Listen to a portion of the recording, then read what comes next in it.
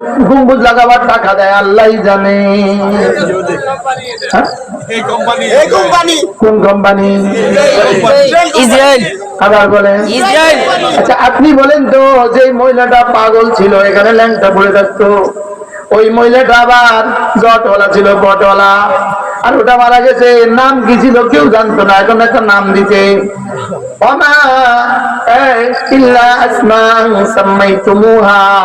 একটা নাম ছাড়া ওখানে আর কিছু নাই। মা লাইলি পাগলিনী মা রওজা শরীফ। নাউজুবিল্লাহ বলবেন। আর কালকে বলবে এটা ফিরসাবের বিরোধী, ফিরসাব বিরোধী, ফিরসাব বিরোধী না শয়তান বিরোধী, ফিরসাব বিরোধী না জট বিরোধী। এটা কেমনে ইসলাম হয়? এটা কেমনে? এটাতে যায় কেমনে সেজদা দেয়? এটাতে কেমনে গিয়ে হাত পাতে? এটাতে কেমনে গিয়ে হাত পাতে? আর এই মৌলবীগুলো এদের পক্ষে আবার কেমনে কথা বলে? কেমনে শেষ করে দিলা নিজেদের আখিরাত? এভাবে কেমনে শেষ করলাম? এই জন্য জাদ্দিদু ঈমানাকুম, তোমরা তোমাদের ঈমানকে নবায়ন করো। জাদ্দিদু ঈমানাকুম, ঈমানকে নবায়ন করো। কিলা কাইফা নুজাদ্দিদু ঈমানানা ইয়া রাসূলুল্লাহ, কেমনে ঈমানকে নবায়ন করব? ক্বালা ফাকসিরু বিকাউলি লা ইলাহা ইল্লাল্লাহ, লা ইলাহা ইল্লাল্লাহ, লা ইলাহা ইল্লাল্লাহ, লা ইলাহা ইল্লাল্লাহ, লা ইলাহা ইল্লাল্লাহ, লা ইলাহা ইল্লাল্লাহ। শুধু গম্বুজ বানাইছে, শুধু মিনারা বানাইছে।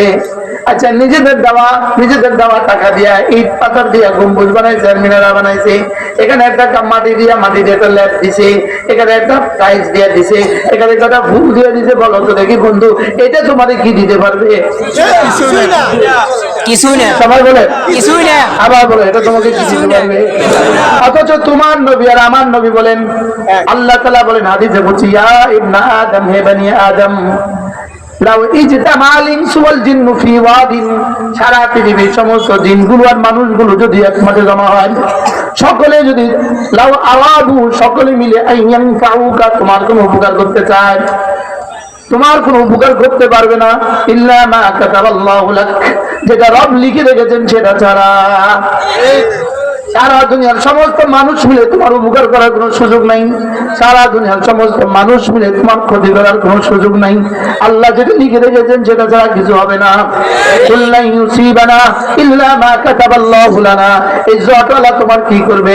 পটওয়ালা তোমার কি করবে? মা পাগলিনী তোমার কি করবে? এই পাগলিনী আবার মা হয় কেমনে রে? এরে পাগলের কবর আবার রওজা শরীফ হয় কেমনে রে? ঠিক। এরে পাগলের এত মাথা খারাপ হলো কেন রে? বলেন না। এই জন্য দোস্ত, ঈমান বাঁচান, ঈমান বাঁচান, ঈমান বাঁচান, ঈমান বাঁচান, ঈমান বাঁচান, ঈমান বাঁচাও দোস্ত, ঈমান বাঁচাও। ইয়াকা না'বুদু ওয়া ইয়াকা নাস্তাঈন। আমার ব্যাপারে সাংবাদিকদের সামনে মৌলানা আপনি নিচে বসেন কেন? চশমাওয়ালা কিনা মৌলানা ইব্রাহিম এখানে এখানে আছে। আমাদের তো মানুষ বানানো দরকার। আমরা কতবার আসবো এখানে? আমরা কি প্রতিদিন আসতে পারবো না? কি জানি কি পছন্দ করছিলাম? সাংবাদিকরা ওকে জিজ্ঞেস করে, তোমরা যে মোশতাক নওশাদের বিরুদ্ধে লাগছো, উনি কে? উনি তো হেদায়েতের উপরে নাই। কেন? উনি তো দোয়া করে প্রত্যেকদিন ইহদিনা সিরাতাল মুস্তাকিম। হ্যাঁ কি বলছে বলেন? আরে মিছিলের মধ্যে সাংবাদিকের প্রশ্নের জবাবে উনি বলছেন উনি তো গোমরাহ। কেন? উনি তো প্রত্যেকদিন দোয়া করে ইহদিনা সিরাতাল মুস্তাকিম।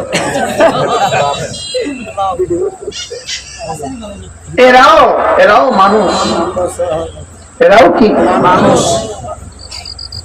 এজন্য আখলিস দীনাক ইয়াকফিকাল আমালুল কলিল, আখলিস দীনাক ইয়াকফিকাল আমালুল কলিল।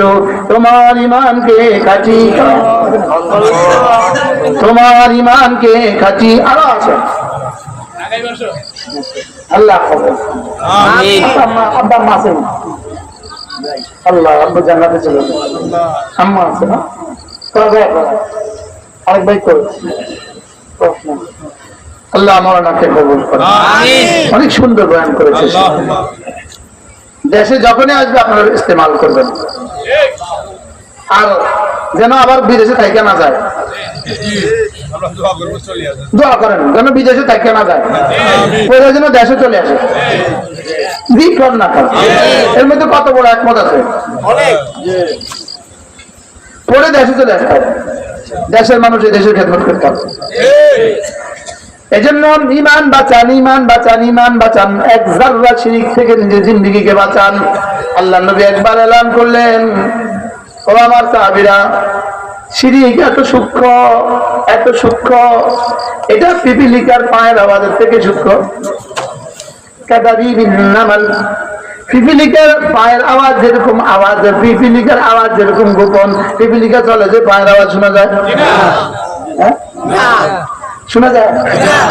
আল্লাহ রাসূল বলেন শিরক থেকে তোমরা এভাবে বাঁচাও। শিরক এত সূক্ষ্ম, এটা পিপিলিকার পায়ের আওয়াজের থেকেও সূক্ষ্ম।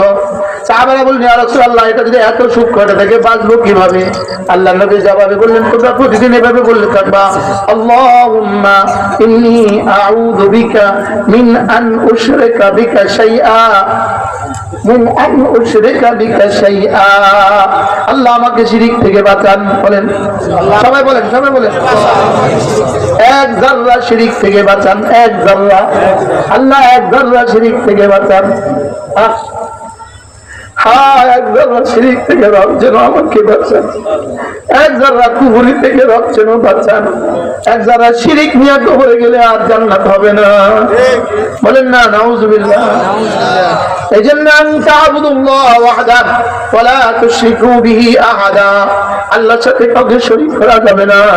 আশহাদু আল্লা ইলাহা ইল্লাল্লাহ, বলেন আশহাদু আল্লা ইলাহা ইল্লাল্লাহ ওয়া আশহাদু আন্না মুহাম্মাদান আবদুহু ওয়া রাসূলুহু।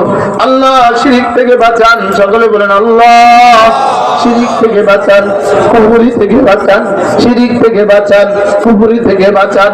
আল্লাহর কসম, আল্লাহর কসম, আল্লাহ ছাড়া আর কেউ কিছু পারে না।